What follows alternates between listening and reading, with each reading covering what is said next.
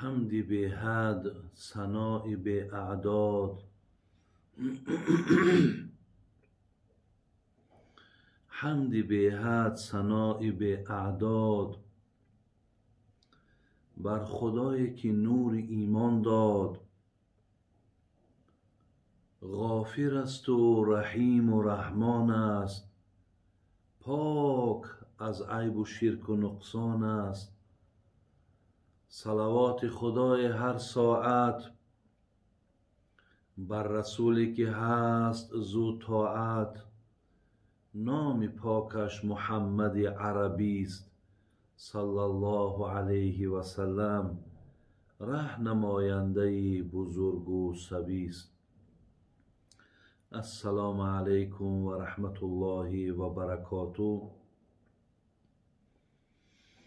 برادران و پدران و خواهران و مادران عزیز، از الله مهربان دعاگو هستم که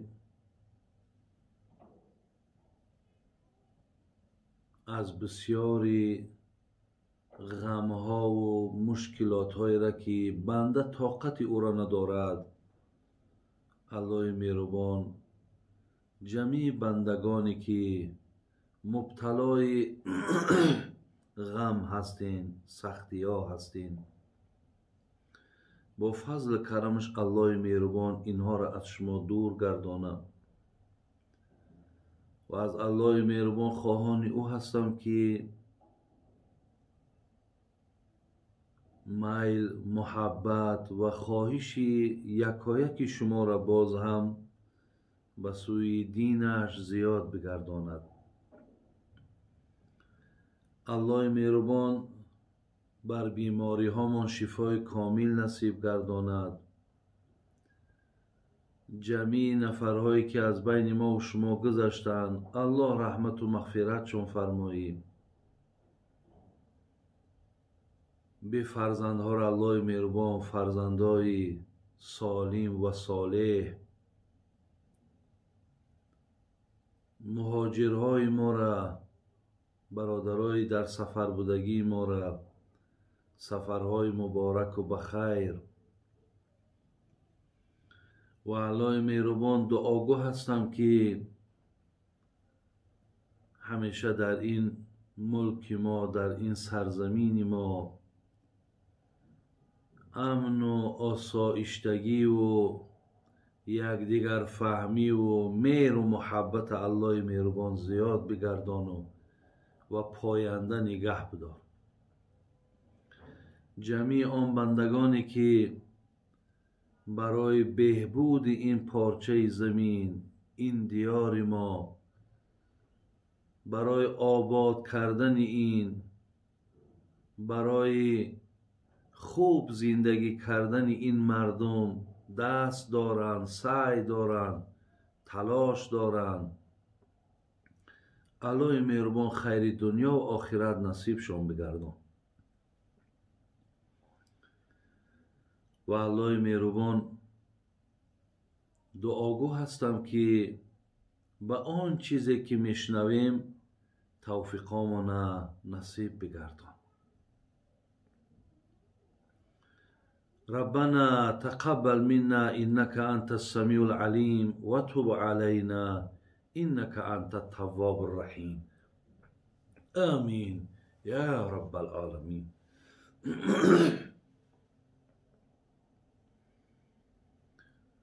دیگر سوالی کردن، گفتن درباره چند فرزند رسول الله و با چی بیماری ها گذشتن، یعنی فرزندای پیامبرمان چند فرزند داشت پیامبرمان انا و چگونه از حیات گذشتن، مقصد برای ما گپ زنین. برادرای عزیز، شما باید دانید که پیامبر گرامیمان 7 فرزند داشتند. 6 تاش از حضرت خدیجه بودند، 1 تاش از گویم غلام زنکشان ماریه قبطیه بودند. فرزندایی که از یعنی ابراهیم بچهش از ماریه بود، دیگر زینب و رقیه و گلسون و کلسوم است اصلا کاف قطعه کلسوم و فاطمه 4 دختر بود و 3 بچه قاسم عبدالله و ابراهیم. البته همین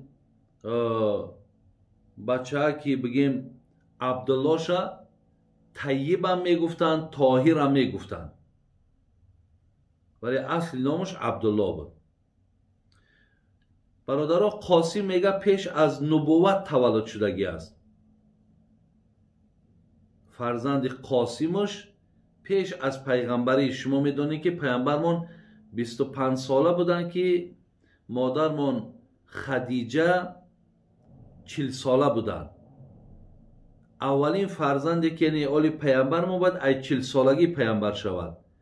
در دوام این 15 سال پیغمبر گرامی یعنی فرزندی که به دنیا آمد اول این قاسم بود.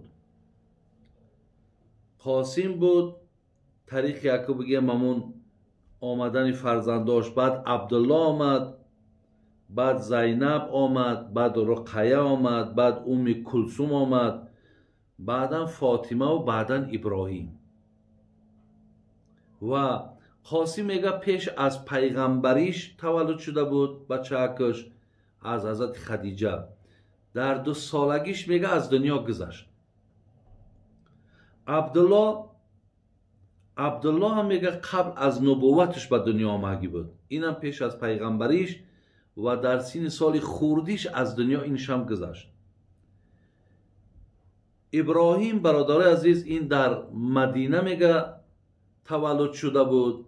یعنی این بعد از بگیم پیامبری حضرت بودن. در یعنی 17 یا 18 ماه بود که ابراهیم هم از دنیا گذشت. یعنی فرزندکش بچه‌کش همش خورد گذشتگی هست. 2 تاش پیش از پیغمبری، ابراهیم بعد پیغمبریش اومدگی. زینب دختری که از اول دخترشون بودن این زنی ابوالعاص ابن ربیع بود. زنی ابوالعاص ابن ربیع. این ابوالعاص ابن ربیع بچه گویم خالش بود. بچه خالش بود. انا و فاطمه به هممون معلوم است این زن حضرت علی بود. و رقیه و کلثوم اینا هر دو زنهای حضرت عثمان بودن. اول مقصد رقیه را گرفت، بعدا وقتی از دنیا گذشت پیغمبر نازنین من کلثوم دادش و بعدا اینش هم که از دنیا گذشت. بعد حضرت گفت که آنچنان دوست می داشت حضرت عثمان، گفت اگر عثمان دختری سیوم هم که می داشتم می دادم، لیکن چی کنم که مقصد از من دیگر فرزند باقی نمانده است. این بود برادر عزیز معلومات در گردی فرزندای پیامبر ما. یک کسی دیگر سوال داده است که 3 سال گذشت یگان نفقه نمیارد از طرف شوهرم، شوهر کنم اجازت است یا نه؟ حاضر اگر خواهرایی را که شوهراتون نگاه نمیکنن، انا در مرکز اسلامی خودمان مفتیات میگیم یا قاضیات میگیم همینجا مراجعت کنین. در 4 سال اگر سراغ نکرد اهمیت نداد شما بعد رفته از همینجا خط طلاقتون گرفته میتونین. لیکن اگر در همین دوام دیدین که آدمی به اعتبار نگاه بین نمیکنه و مقصد اهمیت نمیته، خیلی در این دوام اگر خودتون طلاقاتون گیرین میتونین که دیگه مقصد به حضور رفته کارتون کنین. لیکن تماما اگر از او یگان خبر و یگان خبرگیری و تلفن و نفقه و هیچی نباشد، بعد 4 سال از همین مرکز خدمت رفته خط طلاق گرفته و بعد او طرف دیگر به اختیاری شما می شود.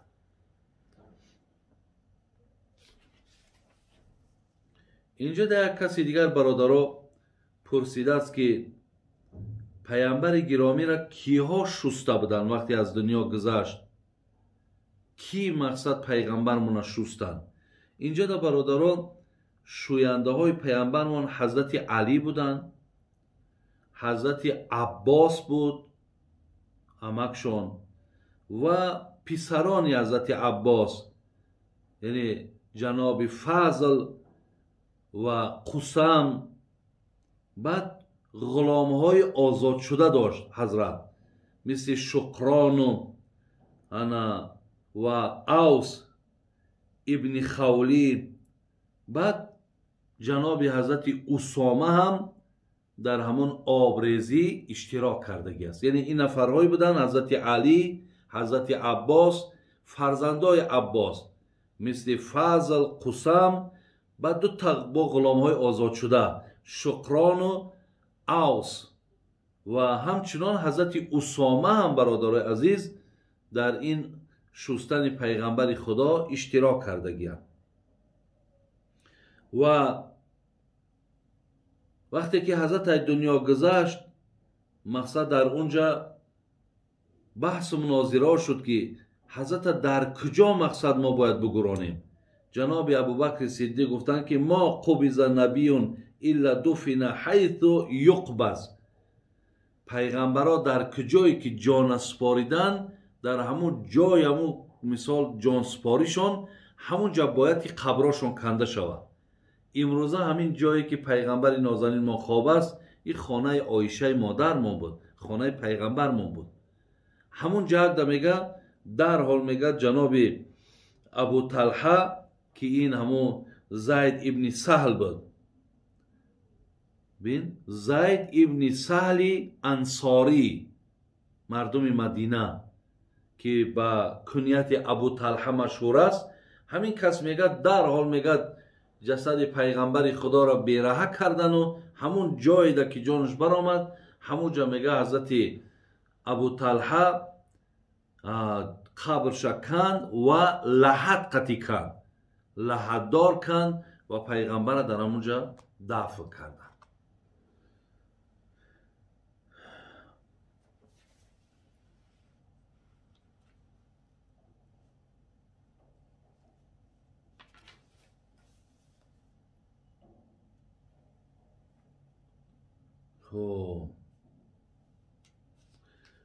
در اینجا برادران عزیز سوالهای خیلی بسیاری هست، سوالهای زیادی اومده است.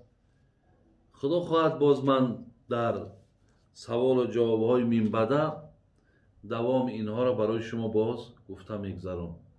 الحال الله مهربان دعا میکنم که خداوند عمر دراز و ایمان کامل و سعادت دنیا و آخرت نصیب تان گرداند. آمین یا رب العالمین.